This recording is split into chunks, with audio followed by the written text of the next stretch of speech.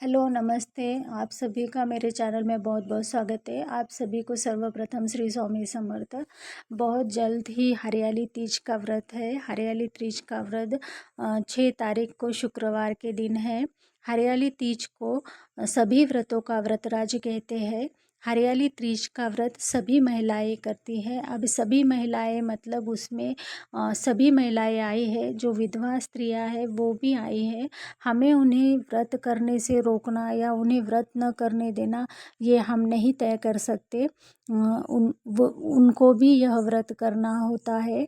हरियाली तीज का व्रत जब हम पकड़ते हैं पहली बार, तो तब वो तीज का व्रत हमारे मृत्यु तक, जब तक हम इस धरती पर जिंदा है तब तक हरियाली तीज का व्रत हमें करना ही है। हरियाली तीज का व्रत अगर हमने बीच में छोड़ दिया और उसके बाद हम वापस से चालू करना चाहे तो हम ये व्रत नहीं कर सकते। अब रही बात जिन जिन स्त्रियों के पति नहीं है या उनका किसी कारणवश मृत्यु हो गया है, ऐसे किसी के भी साथ नहीं होना चाहिए। लेकिन फिर भी वो उन्हीं के नाम पर तो जी रही है ना, तो इसीलिए वो उनके लिए या घर वालों की अच्छी कामना के लिए हरियाली तीज का व्रत कर सकते हैं। हमें उन्हें व्रत करने से नहीं रोकना चाहिए। उसके बाद कुंवारी कन्याएं मनचाहा पति पाने के लिए यह व्रत करती है।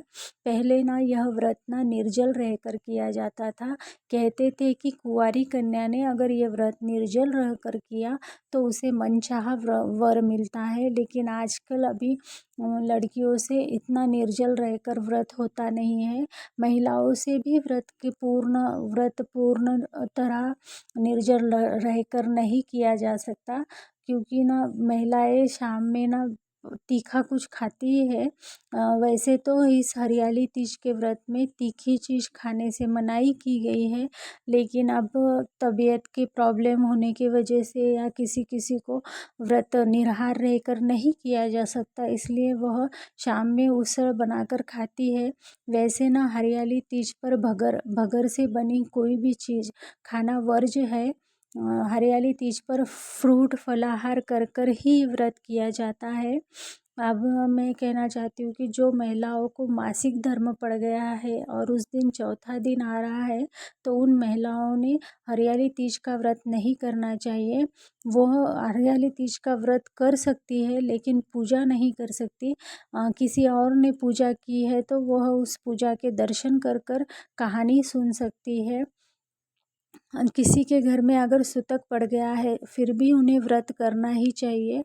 सूतक पड़ गया तो भी व्रत करें, लेकिन व्रत की जो कथा है वो मोबाइल पे लगा कर सुने। और पूजन विधि नहीं मान सकते लेकिन व्रत कर सकते हैं। हरियाली तीज का व्रत मैं फिर एक बार कहती हूँ कि एक बार किसी महिला ने हरियाली तीज का व्रत पकड़ लिया तो उसके बाद उसके मृत्यु तक हरियाली तीज का व्रत उसके साथ रहता है। वह हरियाली तीज का व्रत छोड़ नहीं सकती। आप गर्भवती महिलाओं के बारे में और जिनके बच्चे छोटे हैं उनके लिए कहती हूँ कि अगर आप गर्भ से है, आपको 7वां 8वां महीना चालू है, तो आप केवल व्रत कर सकती है, पूजा नहीं कर सकती। पूजा के सिर्फ आप दर्शन कर सकती है और कथा सुन सकती है, क्योंकि 7वें महीने के बाद ना थोड़ा थोड़ा सा हमें मतलब छूत लग जाती है, इसलिए 7वें महीने के बाद पूजन नहीं करना चाहिए। और गर्भवती महिलाओं ने ये व्रत नहीं छोड़ना चाहिए। अगर आपके डॉक्टर ने कहा है कि आप ये व्रत नहीं कर सकती और अगर आपने ये व्रत छोड़ दिया तो फिर से आप यह अगले साल व्रत नहीं कर सकती। फिर यह आपका व्रत छूट जाता है और इसके बाद आपको इस व्रत का उद्यापन कर देना होता है।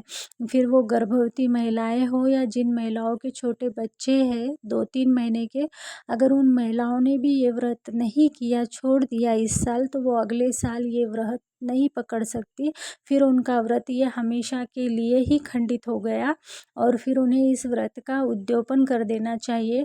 उद्यापन करना मतलब किसी सुहागन को सारी चीज़ें, सुहाग की सारी चीज़ें देना, मतलब अपने मम्मी को सुहाग की सारी चीज़ें देकर उद्यापन कर सकती है। लेकिन मैं फिर भी कहना चाहूँगी कि जो जो महिलाएं गर्भवती है और जिन महिलाओं के बच्चे छोटे हैं उन्हें ये व्रत नहीं छोड़ना चाहिए, क्योंकि वह दूध लेकर फलाहार कर सकती है। उसके बाद साबूदाना की खिचड़ी, साबूदाना की खीर बना सकती है। या फिर सिंगाड़े का आटा जो मिलता है या राजगिरे का आटा जो मिलता है उसकी चपाती बनाकर भी खा सकती है। कि मुझे पता है कि जो गर्भवती महिलाएं हैं और जिनके बच्चे छोटे हैं तो उन्हें पौष्टिक आहार की ज़रूरत होती है और उनकी सेहत के लिए भी उन्हें आहार की बहुत ज़रूरत होती है। फिर भी अपन यह सब आहार लेकर भी व्रत कर सकते हैं। आगे आपकी मर्ज़ी कि आपको ये व्रत करना है या नहीं करना है।